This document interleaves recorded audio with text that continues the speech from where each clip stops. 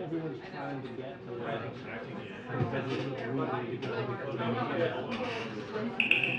Attention, 2 minutes to the press briefing, 2 minutes to the press briefing. It's unbelievable. Go out again, see if they can see how long this 2 minutes I was going over at the post table last night and I said, hey, y'all, I need a double of them. That next hand, I doubled my tennis. So I mean, it's Justified, yeah. huh? Very justified. Did I put my whole paycheck on it? Yeah, so there's.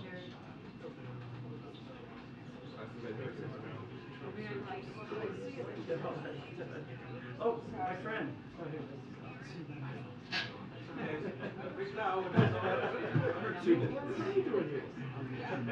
I'm coming back.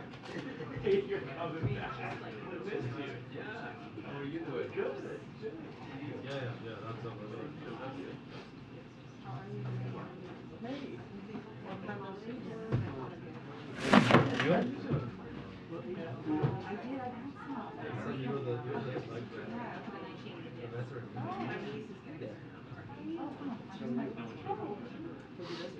Okay, I'm bringing my daughter late, and she's very concerned we'll be our kids there.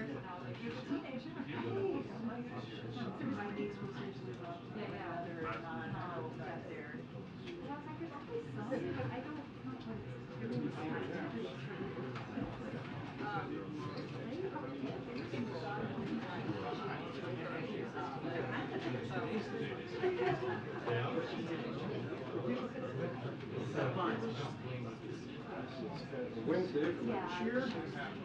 It is. I mean, the truth is because I'm not the chief White House correspondent, I don't really need to.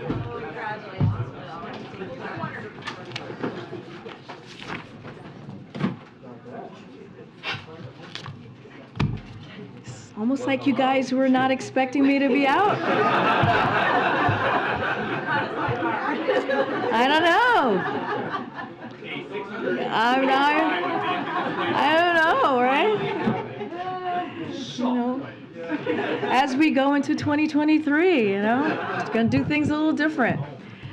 All right, good afternoon, everybody. I just have a couple of things at the top, and we'll get started. Today, on the 81st anniversary of Pearl Harbor, the President met with a group of 23 World War II veterans, family members, and volunteers, and thanked them for their service. The veterans traveled to D.C. on an honor flight from Austin, Texas, to attend the Pearl Harbor Remembrance Day observance at the World War II Memorial on the National Mall. These veterans served on the home front across the Pacific and European theaters. Today, we remember and pay tribute to the 2,403 service members and civilians that died during the attack on our forces at Pearl Harbor, and honor the extraordinary contributions that these veterans made to guide our nation through the world's darkest moments. I'd also like to offer an update on open enrollment. As of today, nearly 5.5 million signed up for healthcare through the ACA marketplace since the start of open enrollment last month, a continued record-breaking pace for enrollment in quality, affordable health care. The Biden administration has made expanding access to health insurance and lowering healthcare costs for America's families a top priority, and under their leadership, the national uninsured rate reached an all-time low earlier this year. Thanks to the Inflation Reduction Act, which congressional Republicans want to repeal, 4 out of 5 consumers can find a plan that costs $10 or less a month. Additionally, 13 million Americans will continue to save an average of $800 a year on coverage. Open enrollment continues until January 15, 2023 for states using the healthcare.gov platforms. Americans without health insurance or those who need to renew it for 2023 should go to healthcare.gov between now and December 15th to ensure that their coverage begins on January 1st, 2023. We've also got some really good economic news that I know you all are excited about. Gas prices have now hit their lowest levels since January. The national average is $3.36 bucks per gallon, down about $1.66 per gallon since June, and about 18 cents below where they were when Putin invaded Ukraine. In 11 states, the average gas price is $2.99 or less. That decline is saving Americans' families with 2 cars about $170 a month. President Biden committed to addressing Putin's tax hike at the pump, and he is doing just that. Finally, this morning, the president signed the Speak Out bipartisan legislation, Speak Out Act, I should be clear there, bipartisan legislation that will enable survivors to speak out about workplace sexual assault and harassment, increase access to justice, and make the workplace safer for everyone. Today's bill was passed thanks to to the extraordinary leadership of Gretchen Carlson and other survivors and advocates, as well as Congressman Lois Frankel and Sherry Bustos and Senator Kristen Gillibrand and Mazi Hirono. 1 in 3 women report having faced sexual harassment in the workplace, and people of color, low-wage workers, and LGBTQI+ individuals are also disproportionately impacted. Disproportionately impacted. The threat of legal retaliation can silence survivors while allowing predatory workplace behavior to continue unchecked. The Speak Out Act creates a critical national standard empowering survivors by prohibiting the enforcement of pre-dispute non-disclosure agreements, those are NDAs, and non-disparagement clauses in cases of workplace sexual assault or harassment. This bill builds on the Ending Forced Attribution of Sexual Harassment, Sexual Assault and Sexual Harassment Act, which the President signed into law earlier this year, which made it easier for survivors of sexual assault and harassment to bring suit in court and to avoid being forced to arbitrate their legal claims. Together, these laws help protect the safety and well-being of American workers and make our workplaces safer, fairer, and more just. With that, oh, hi, Josh, how are you? I haven't seen you in a long time. You said that last time. I feel like I don't see you enough. Clearly I miss you. I have 1,000 questions for you. Go for it. On Shocker. 2 subjects. Okay, Josh. On the Georgia Senate election, with Senator Warnock's re-election having 51 Senate seats, what does that mean for possible changes in how the White House approaches its policy agenda and confirmation process? So I want to give you a little bit of color on the call. I know some folks had some questions about how the call went. So Senator Warnock, well, first, as you know, the President called Senator Warnock last night when we got back from Phoenix, Arizona, and Senator Warnock thanked the President for the call, and they talked about their partnership and the importance of their continued work together in the months and years ahead. Look, what I would say to your question, Josh, about what this means for moving forward when it comes to the President's legislative agenda, when it comes to Democrats' legislative agenda, it's that it gives us a little bit more breathing room, a little bit more ability to deliver for the American people. The President has been very clear these past almost 2 years that his main priority, his main objective is to make sure that the American public, the American people, when it comes to the economy, we build it from the bottom up, middle out, giving people real opportunities. You see that in his economic initiatives and priorities, his plans. When you see the bipartisan infrastructure legislation, the Inflation Reduction Act, which I just mentioned at the top, and when you think about the American Rescue Plan, the first big piece of legislation that this president passed with only Democratic votes, which met the moment that he walked into with an economy that was really tanking, and he helped make sure that people got shots in arms, helped the economy get back on its feet. And we we've seen these successes, which in the last two years. Again, this is going to give us a little bit more of that breathing room to get things done, to continue to move forward with what the American people want. And they were very clear in the midterms. What the American people want is they want to continue the agenda that the president had the last 2 years. And then, secondly, on the National Defense Authorization Act, it doesn't include a military COVID vaccine mandate. Is the president's objection to removing that mandate so strong that he's willing to veto the NDAA? So let me just first say, I'll answer that question, but I do want to make a few points here. So I don't want to get ahead of the process. As we know, there's the conference language. There's still the legislative process that has to move ahead on this. And so again, I'm not going to get ahead of the vote, or I'm not going to get ahead of the president. But every year, as you know, the NDAA has some provisions we support and some we do not. And what the president's going to do is he's going to judge this piece of legislation, this bill, on its entirety when that occurs. Again, there's a process moving, there's a process that's happening, and so we're going to let that happen in Congress. I will note, just to be very, very clear here, what we saw, what we think happened here is Republicans in Congress have decided that they rather fight against the health and well-being of our troops than protecting them. And we believe that it is a mistake. What we saw happen on the NDAA as it relates to the vaccine mandate. Making sure our troops are prepared and ready for service is a priority for President Biden. The vaccination requirement for COVID does just that. I'll add one more thing, just a little bit of a data point here, so all of you have this. Look, before COVID vaccine existed, nearly 700 Department of Defense personnel and service members died of COVID. Almost 100 of them were active duty. And so since this past spring, there has been one death due to COVID. So vaccinations work and save the lives of our service members. So we believe that it was a mistake.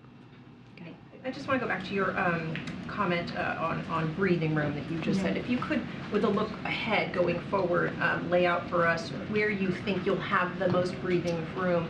Is it specifically judicial nominees? Kind of what's the list of So we have been what very clear that judicial nominees is a priority for this president. That's something clearly that we want to move forward on and continue our successes. You've seen the success of judicial nominees as it relates to this president's first 2 years, making sure that we have put forth a historic amount of black women to judgeships, and so the president wants to continue to do that. Our nominations as well, moving forward on that. So that is something that we have said. Those are clearly priorities.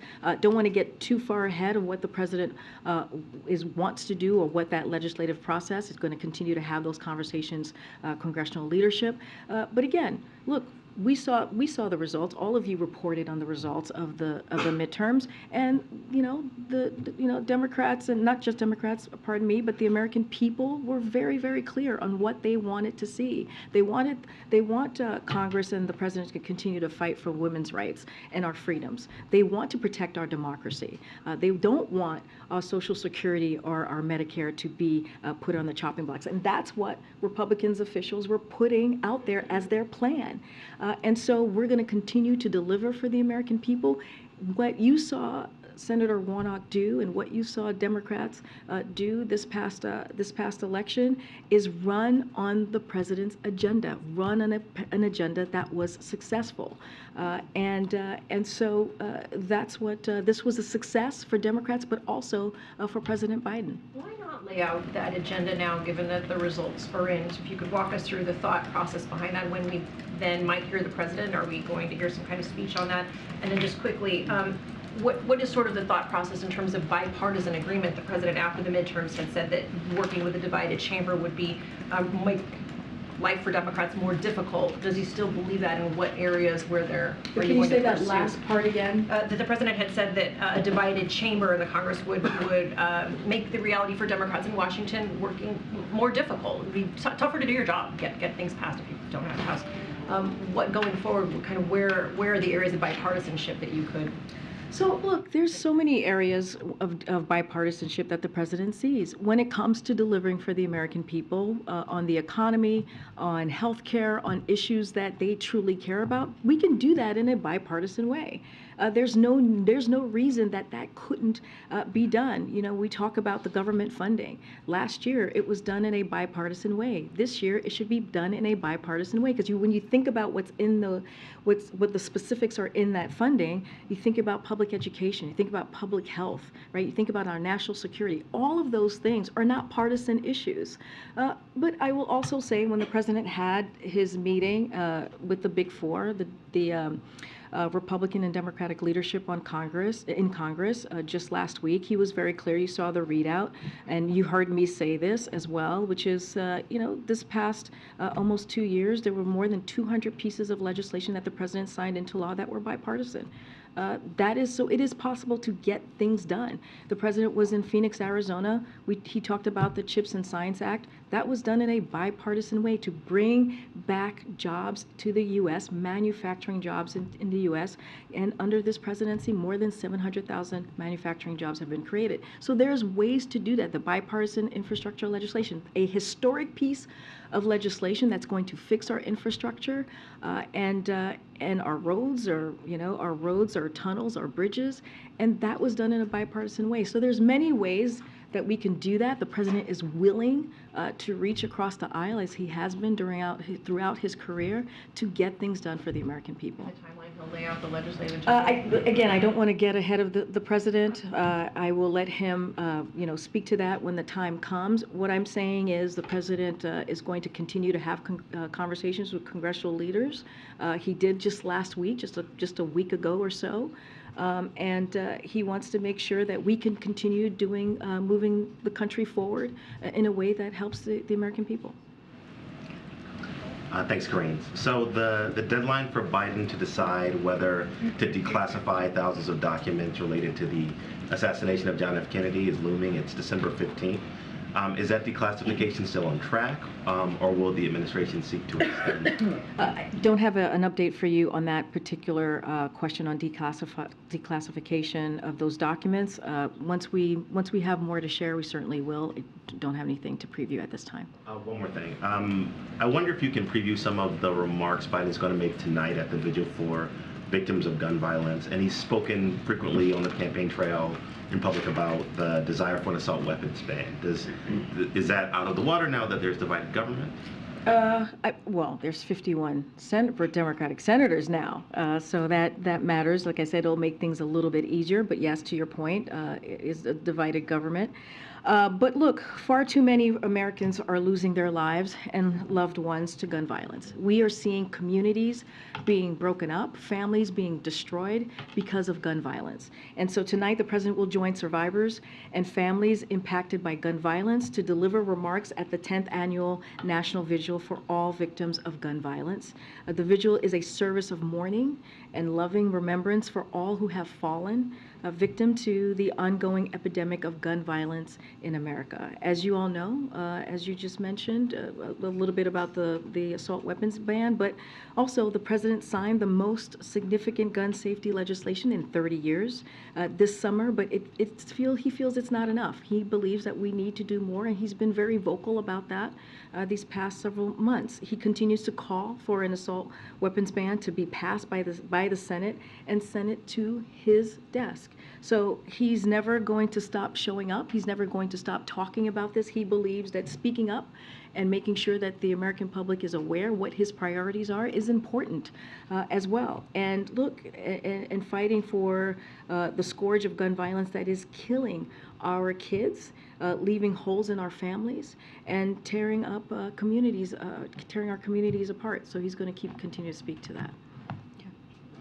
In the wake of the midterms, the president's traveled to 2 states that were critical to 2020, but also where Democrats did quite well, in Michigan and Arizona. Should we expect a trip to Georgia anytime soon? Don't have anything to preview at this time on any trips that the president will be having in the next couple of weeks. Of course, we've been to Georgia many times during even this presidency, and always look forward to going back, but don't have anything to preview at this time. Can I ask on the funding negotiations? Republican leader McConnell yesterday made pretty clear that they hadn't made any significant headway on any of the major issues, including the top line, and said that would likely lead to a CR if it didn't change soon. How does the president view his role in these negotiations? I understand the critical role Shalonda plays. I understand there are House Democrats, Senate Democrats, House Republicans, Senate Republicans, given the timeline here, what does the president view as his role, his necessity here? Yeah, well, look, just last week, as I was mentioning, when he met with congressional leadership, that was part of the readout that we provided to all of you, is how important it is to get this government funding done. He believes, and I just stated this moments ago, he believed that we were able to do this in a bipartisan way last year, and we should be able to do that in a bipartisan way this year. We have the time to get that done.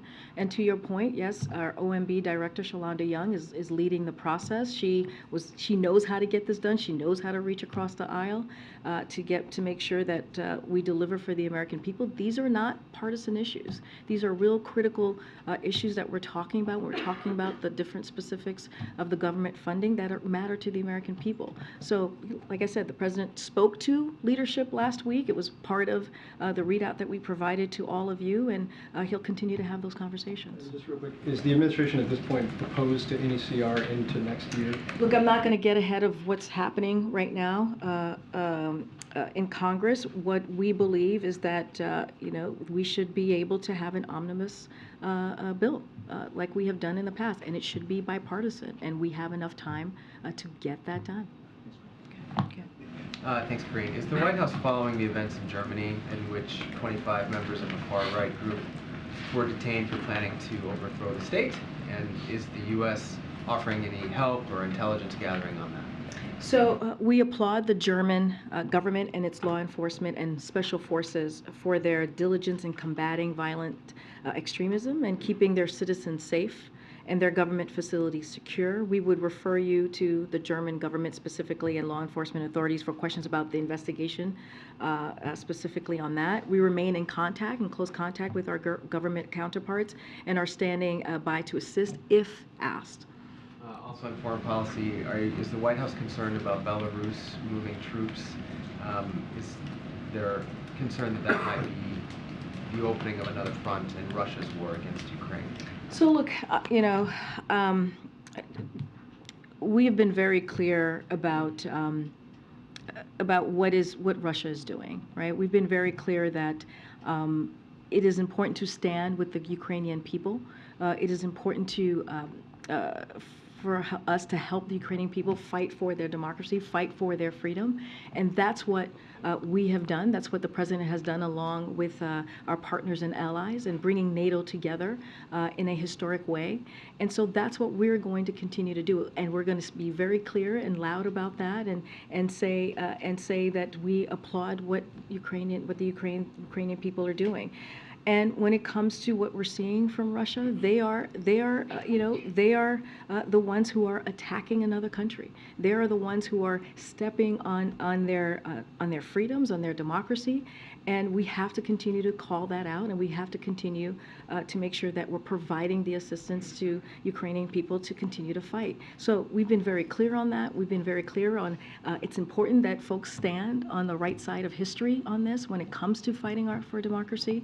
And I'll leave it there. But on Belarus specifically? So don't have anything specifically on that. I have not seen the reporting on Belarus. It would not be surprising, as I remember you all reported on Belarus very early on in this continuous war.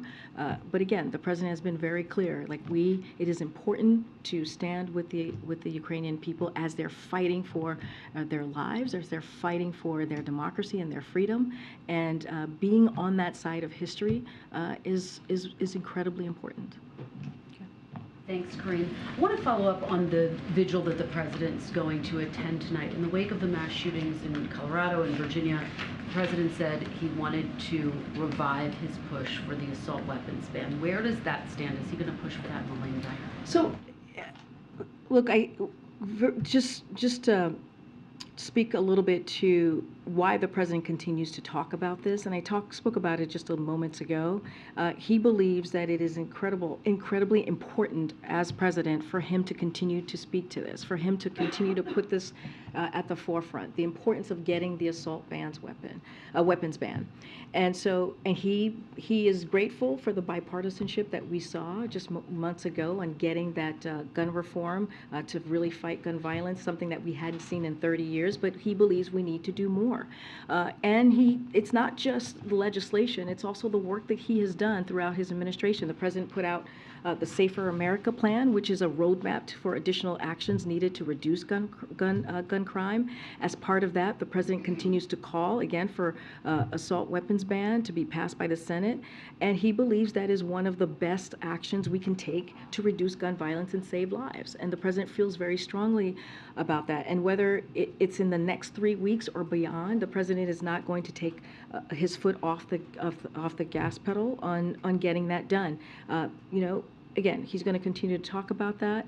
He's going to continue to make sure that it is a priority for his administration and be very clear with Congress on how important it is to move forward with this. When we saw the assault weapons ban in place 30 years ago in 1994, when the president was very much a big part of getting that done, we did see crimes go down as it relates to that particular bill. And once it's sunset, 10 years later, we saw an increase. So he's going to continue to fight for it. And I hear what you're saying in terms of the timing. I guess part of me is curious about the mechanism. I had a chance to interview incoming Congressman Maxwell Frost, who of course made it a key part of his platform to fight against gun violence. And he has called for a vote on the assault weapons ban in the Senate, saying, quote, "I think it's important to put it up for a vote even if it doesn't pass, because it gets people on the record." And I wonder if the president shares that perspective, that it is worth putting it on the floor for a vote, even if you don't have enough votes. I understand what is being laid out and said to me. Look, the president believes that we need to get something done. That's what he wants. He wants to make sure. In the Senate? Look, he wants to see the Senate get it done. He wants to see obviously a vote in the Senate. He wants to make sure, he wants to see the assault weapons ban get done, and he believes that is what's going to save the lives of families and communities across the country. And I just wanted to ask you about the anti-Semitism forum. The second gentleman said today there is an epidemic of hate facing our country. Let me be clear, words matter. People are no longer saying quiet parts out loud. They are screaming them. Obviously very powerful words. I'm wondering what, if any, actions the White House, the president, thinks can and should be taken to deal with this issue. Look, the president has been very clear. I was talking to him about this earlier today, and look, he said what I've always said here is silence is complicity.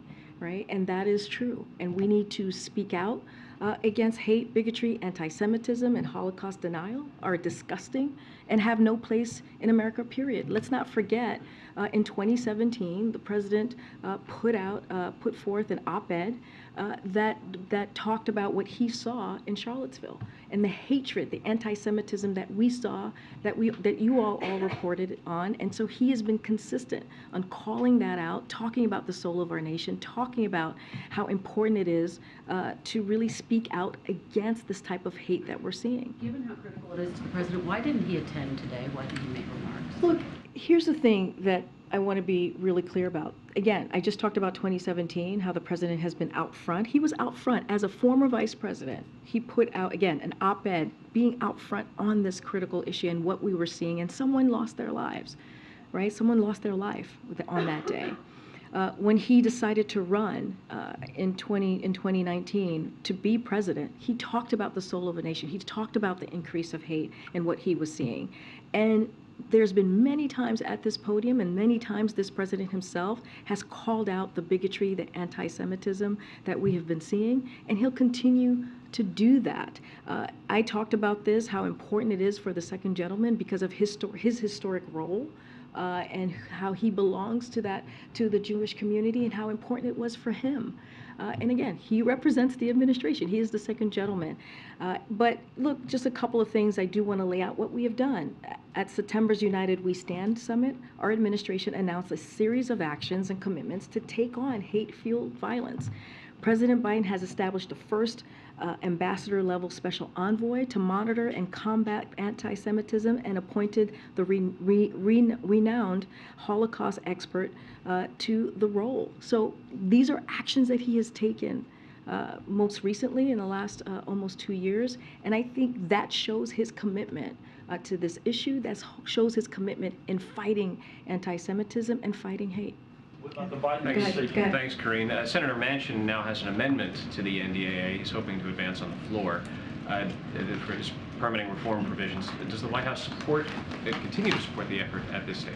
So the president believes we must pass the permitting reform bill so that the U.S. can realize the benefits of the historic investments in the Inflation Reduction Act and the bipartisan infrastructure law. He supports permitting reform.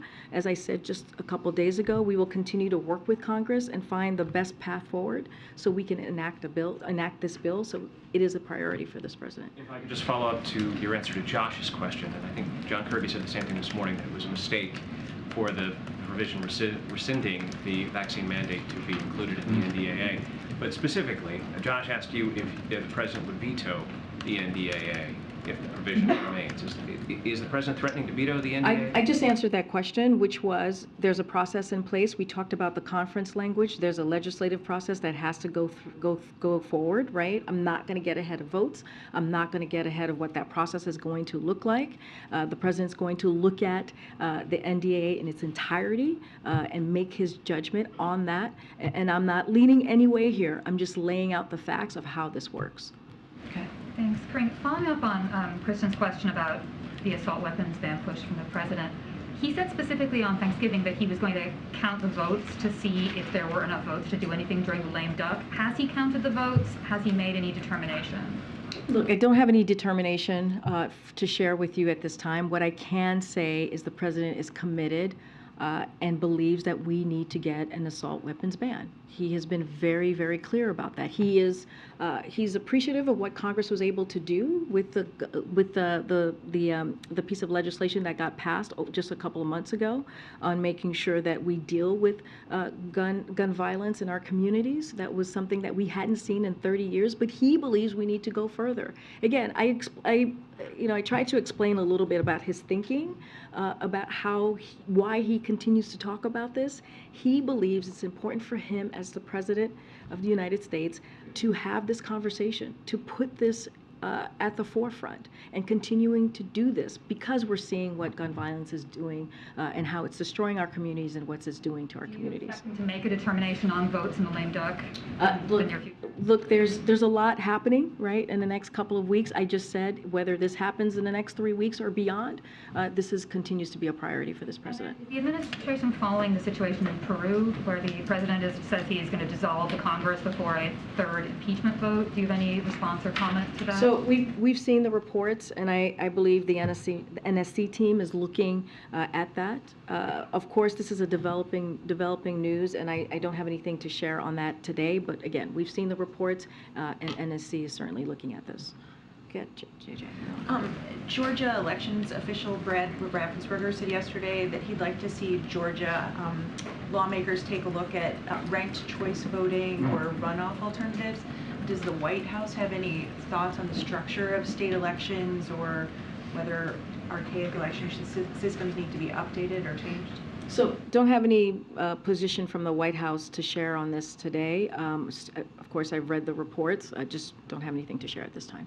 Okay. Karine, sorry to push again one more time to follow up on Kristen and Catherine. I hear what you're saying, that the president has always and will always push for a ban on assault rifles. I think the difference is that he himself went a step further and said, in response to whether that would happen during the lame duck session, he said, I gotta make that assessment as I get in and start counting the votes.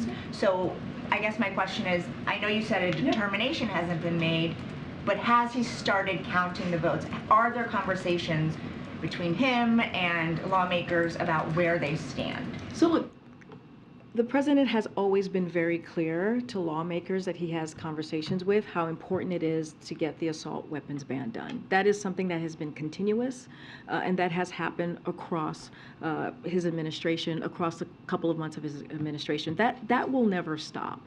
I get the question, and I just answered answered it and said, don't have a determination for you at this time. But what I can say is, it doesn't matter if it's the next 3 weeks or beyond, the president is going to continue to fight for this, right? This is something that is very personal to him. This is something that he worked on as a senator and got done. And let's not forget, we were able to see a gun reform legislation or gun violence, a piece of legislation that's now into law get done, something that we hadn't seen in 30 years. And it was done in a bipartisan way.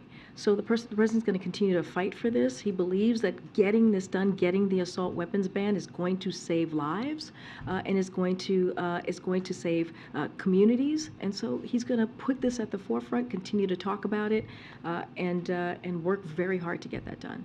Question to him was specifically about these next 3 weeks. I hear you, and I just answered that question.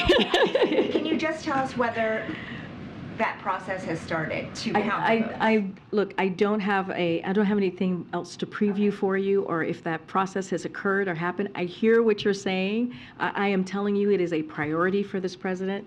He's going to continue to fight for this, whether it's in the next couple of weeks, right, of this legislative session, as we're coming to the end of the year, or beyond. And what I can tell you for sure is he has prioritized this. It is important for him to get this done, and again, it could be the next 3 weeks or beyond. We are going to work very hard to deliver this for the American people. One more on the new margin in the Senate. Now that the vice president won't have to break the tie as often, in theory, and she has more flexibility in her schedule and time, will that impact her portfolio, travel schedule at all? I mean, I don't believe so, no. Yeah, I would reach out to her team specifically, but I don't believe so. Let me just say, the vice president has been a great partner of the president this past 2 years. The successes that they both have had in the clearly Biden-Harris administration on getting things done for the American people when it comes to the economy, when it comes to lowering costs, when it comes to fighting inflation, and that is something that we're going to continue to do. We just talked about the gun violence reform legislation that was passed just a couple of months ago. All of that was done in partnership with the vice president, and he appreciates all the work that she has done on these issues. Thank you, Karine. The White House and the president were very vocal about Georgia's new election law when it was signed in March of 2021. And the big argument from the White House was that it would suppress voting. But there was record turnout in the primary, there was record turnout in the general, record turnout in the runoff, in early voting, absentee ballots, and in-person voting.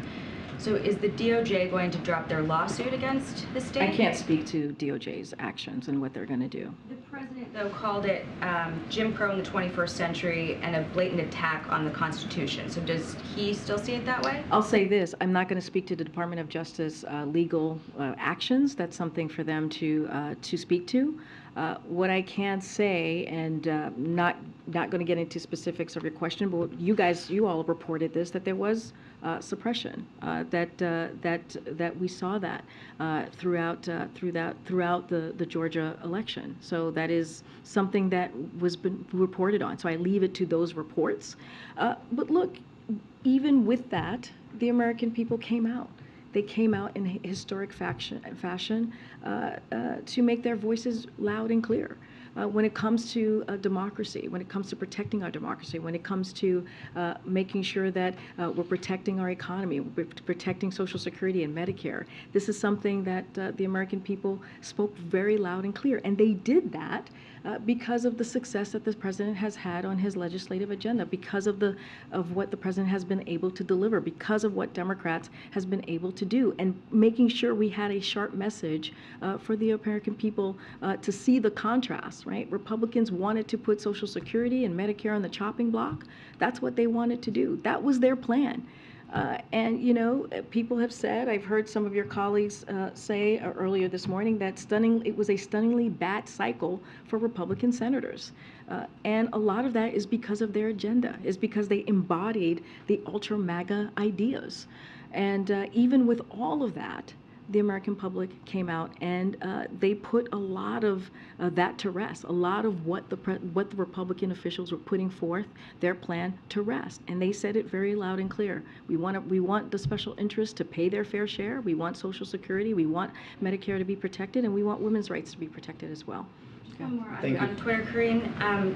The Twitter files have released that the company typically required an official or law enforcement finding that materials were hacked in order to exercise their company policy to restrict certain stories or reporting. And the journalist who released the material noted that in this case, around the Hunter Biden laptop story, there was no official or law enforcement finding that appeared in the material that he was given. So my question to you is, did anyone from the Biden team communicate to Twitter that this material was from or this reporting stemmed from hacked materials? Are you talking about the campaign? It would have been the campaign or anyone around the family. Just wondering because in the Twitter files release and what Matt Taibbi said, he noted that typically the company would require a law enforcement or official finding that something was hacked in order to exercise their hacked materials clause, and that he didn't see that in what had been given to him. So wondering if it was communicated even informally by someone around the president or the president's family or the campaign that this was hacked material or could have come from hacked material, given that there was so much concern, especially after the 2018 foreign interference situation, that could be something that we would see in that election. So I'm wondering if there was that communication there surrounding the Hunter Biden laptop story. So I can't speak to decisions made by the campaign from here. That is not. It is a political campaign, so I can't speak from that from here. I'm covered by the Hatch Act, and so I'm just not going to comment on the question that you're asking me. But what I can say more broadly is, of course, it's up to these companies to make their own decision about the content on their platforms and to ensure content follows their own standards and policies. But I'm just not going to comment on a decision that was made during the campaign. Thank you, Karine. I have two questions for you. Following the explosion near the border with Ukraine, Poland just accepted Germany's offer to deploy Patriot missile defense systems to eastern Poland. But initially, the Polish government said that Patriots should be delivered to Ukraine.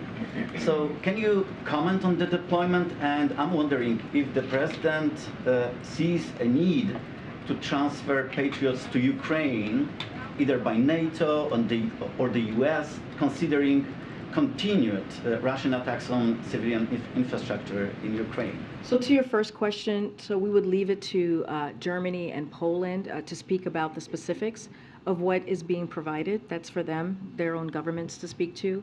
As a general matter, we welcome allied efforts to bolster NATO's collective defenses.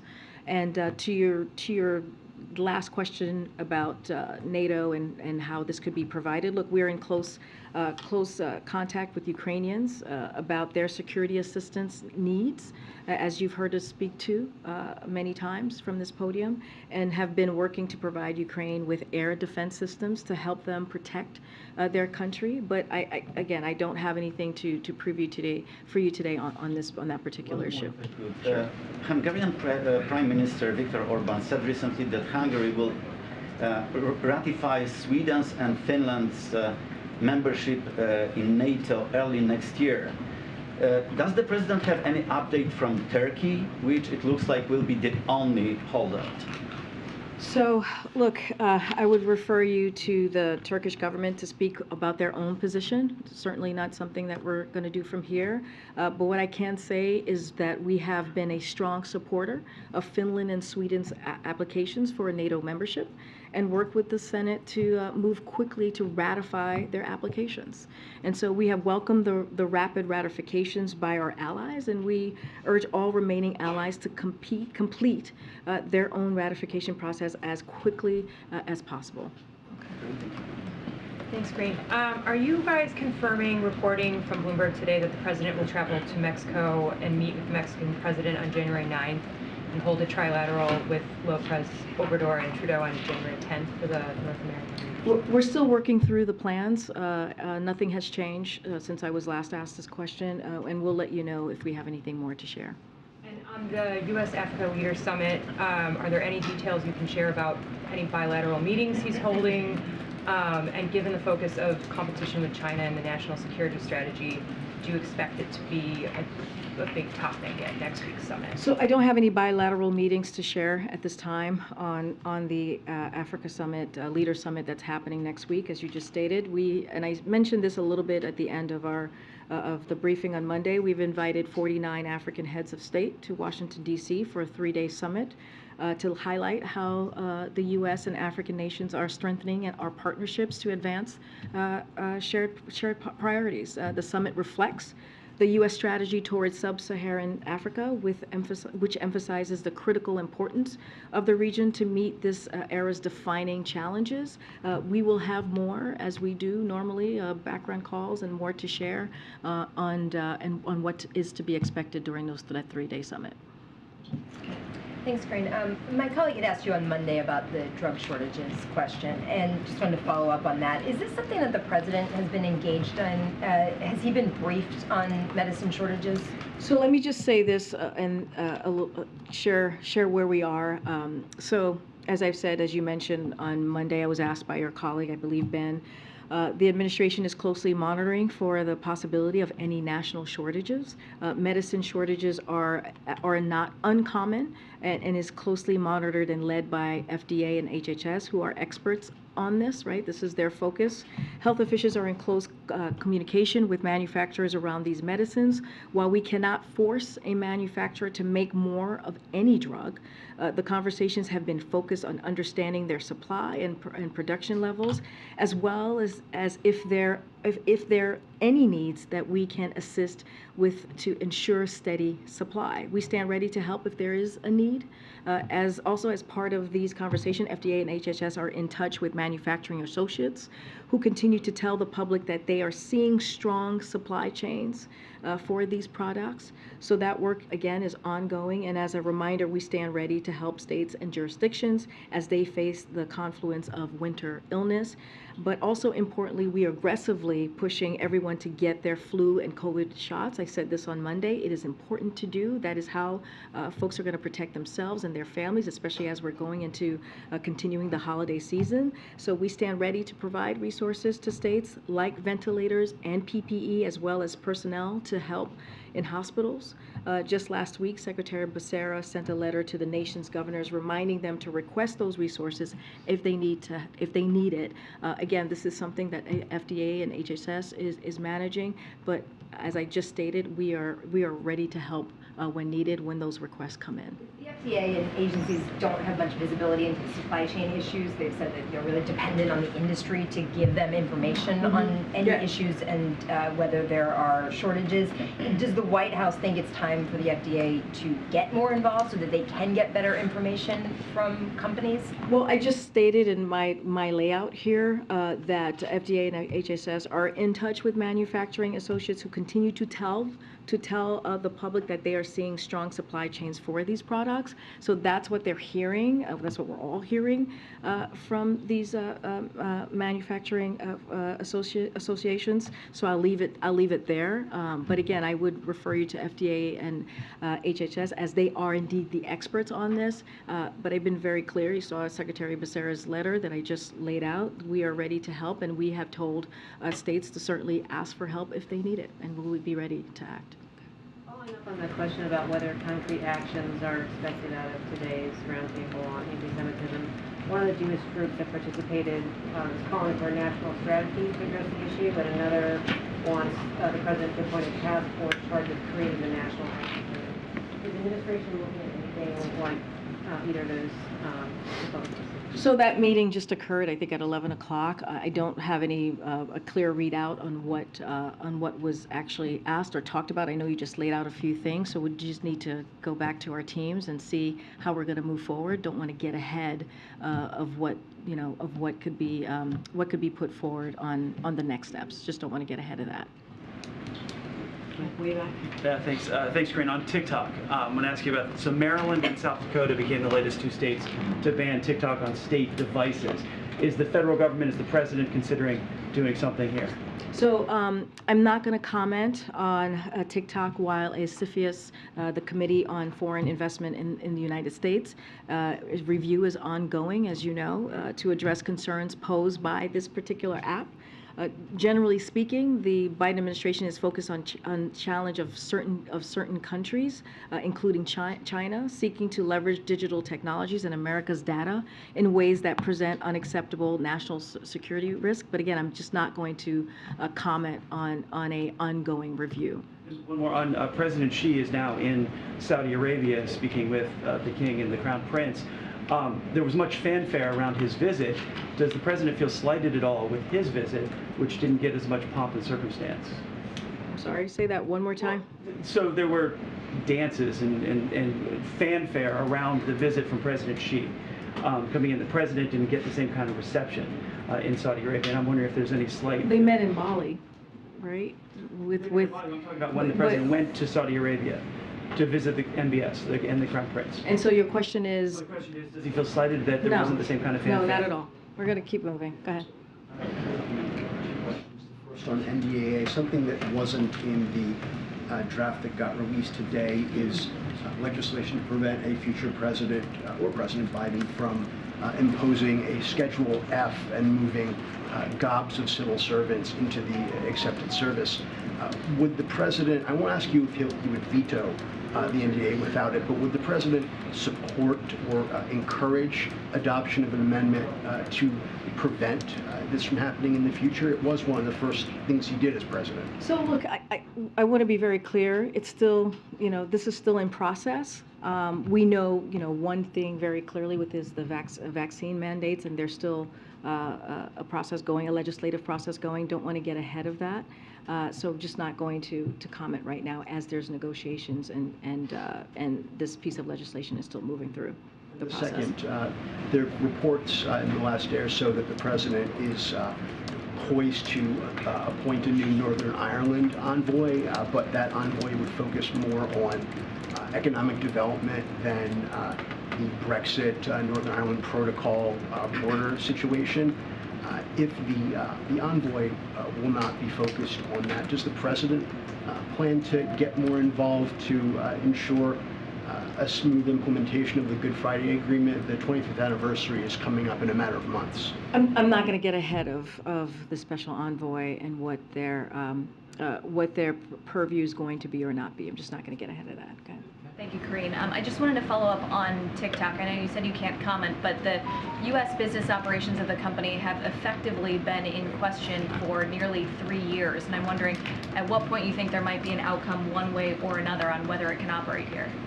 I'm just not going to comment on an ongoing review that CFIUS is doing. And as you know, the review is ongoing to address the concerns posed by the app. I'm just not going to comment from here. The FBI director has said publicly on Capitol Hill that it does pose a national security concern, but company executives said just yesterday they believe they're on a path to resolve those concerns. So does the administration have a view on whether those concerns can be resolved? So look, I talked about the challenges that are certain that we're currently seeing. So I can say this more broadly, that we're taking the steps we can to address these types of challenges. For example, President Biden issued the first ever presidential directive defining additional national security factors for CFIUS to consider in line with this administration's national security priorities, like protecting America's sensitive data. And last year, President Biden put forward an executive order to protect Americans' sensitive data from collection and utilization. The Commerce Department, with interagency support, is working to implement this EO and utilize other related authorities, and we will continue to look at other actions that we can take on this matter, but I'm just not going to comment on this specific issue. On voting rights, are there any specific elements of either the Electoral Count Act or the John Lewis Voting Rights Act that the White House is seeking to add on to any year-end spending bill? Can you say the first part of your question? On voting rights. Voting rights has obviously been a huge priority of this administration, and there's a suggestion that there could be some type of voting rights push here in the final weeks of the year, that some elements of existing legislation could be added on to a year-end spending bill? Has the White House been discussing this with leadership? So I've spoken to this a little bit about the importance of the president supporting the electoral piece. I don't have anything else to share on that. We're going to let Congress continue to negotiate and move forward with how they're moving the next couple of weeks, but don't have anything specifics. I haven't seen any language or anything specific about what you're asking on voting rights and others. Okay. All right, I'll see you guys tomorrow. Thanks, everybody. Yeah. Karine, why were some members of the press corps not invited to the holiday reception next week?